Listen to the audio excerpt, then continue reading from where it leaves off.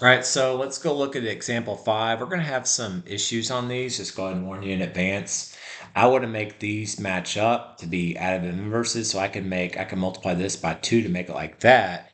And if I multiply by 2, they would have different signs as well, so that would work out. So I'm going to multiply this by 2. So I'm going to get 10x. Now, whatever I do to this, I got to multiply everything else by minus 4y equals 8. Negative 10x plus 4y equals 7. So now my next step is that I've got these matching up, so I'm going to add 10x plus negative 10x is 0, negative 4y plus 4y is 0. So now you have these scenarios where you're working on a problem and all the variables disappear. If all the variables disappear, then you're going to have a special case, okay?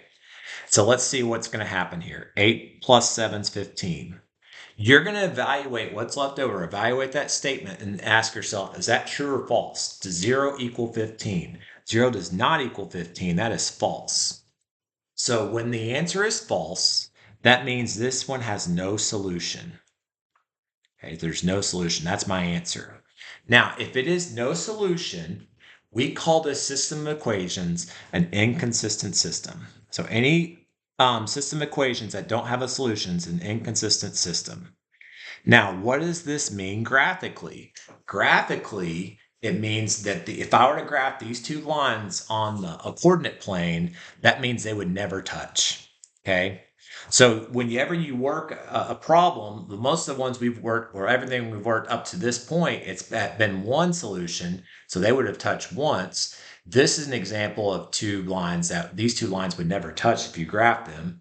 I'd have to get y by itself here to show you that. And then, of course, the other one, because these never touch, would be no solution. The other one would be the two lines that are coinciding, that are on top of each other. So they're always touching. So that'd be infinitely many solutions.